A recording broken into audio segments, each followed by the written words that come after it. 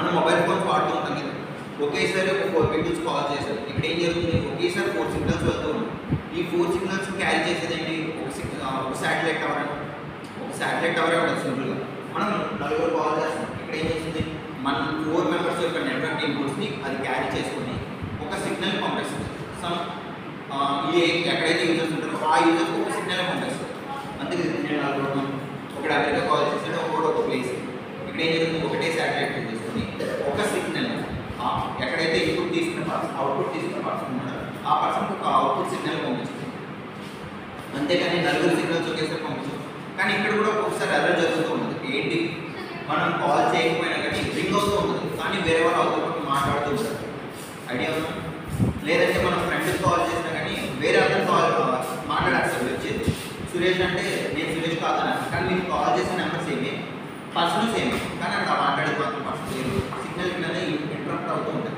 Same ఇలాగే multiplexes అని number of inputs తీసుకున్నప్పుడు ఒకే సిగ్నల్ బయటకు వస్తుంది. అది ఎవరికైతే రీచ్ అవ్వడం వాళ్ళకి డేటా సిగ్నల్స్.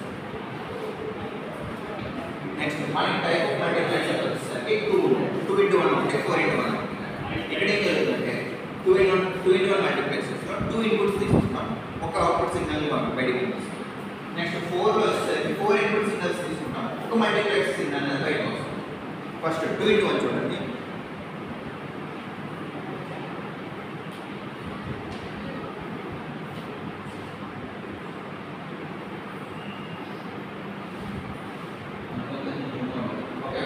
మల్టీప్లెక్స్ అనేది ఒకటి ఉంది, అక్కడ ఏం చేస్తాం, 2 ఇన్పుట్స్ తీసుకున్నాం, S0 ఒకటి I0 ఒకటి, అవుట్పుట్ బయటకు వస్తుంది. ఇక్కడ I0 ఏంటి, ఇన్పుట్ సిగ్నల్స్, S0 అంటే మనకి క్యారీ సిగ్నల్స్. అందుకే నిజంగా చెప్పండి, ఎన్ని ఇన్పుట్ సిగ్నల్స్ ఇస్తామో అన్ని N లైన్స్ వస్తాయి.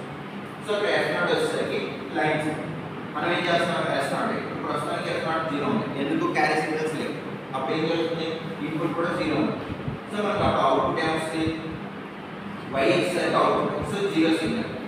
నెక్స్ట్ S0 వచ్చేసరికి 0 అండ్ ఇన్పుట్ వచ్చేసరికి 1 ఉంది, అండ్ 1 వచ్చేసరికి X అంటే మనం ఇన్పుట్ ఇవ్వలేదు. సో అప్పుడు అవుట్పుట్ ఏమొస్తుంది, 1 వస్తుంది. ఏది సిగ్నల్, క్యారీ సిగ్నల్ ఉంది, ఇన్పుట్ 0 ఉంది అంటే ఇవ్వలేదు, అండ్ I1 వచ్చేసరికి 0 కానీ మనకి ఇన్పుట్స్ ఏమీ లేవు, కానీ క్యారీ సిగ్నల్ ఉంది. సో అవుట్పుట్ ఏమొస్తుంది, ఏం రాదు, ఏదైనా ఇన్పుట్ ఉండాలి యాక్చువల్లీ. సో అప్పుడు ఏదో వచ్చేసరికి క్యారీ సిగ్నల్ ఉంది, ఇన్పుట్ 1 0 ఉంది, ఇన్పుట్ 1 ఉంది. సో అప్పుడు మనకు అవుట్పుట్ ఏమొస్తుంది, 1 వచ్చేస్తుంది. ఎందుకు, క్యారీ సిగ్నల్ ఉంది, ఒక ఇన్పుట్ ఉంది, 2 ఇన్పుట్స్ ఇస్తున్నాం కానీ అట్లీస్ట్ ఒకటి వస్తుంది. సో క్యారీ సిగ్నల్ ఉంది, సో అప్పుడు 1 వచ్చేస్తుంది అవుట్పుట్. దాని యొక్క సర్క్యూట్ డయాగ్రామ్ వచ్చేసరికి ఇలా ఉంటుంది. సో అక్కడ I1 అనేది ఇన్పుట్ 1 అంటే ఇన్పుట్ 0 అని అర్థం, I1 అంటే ఇన్పుట్ 2 ఇన్పుట్స్ తీసుకున్నాం.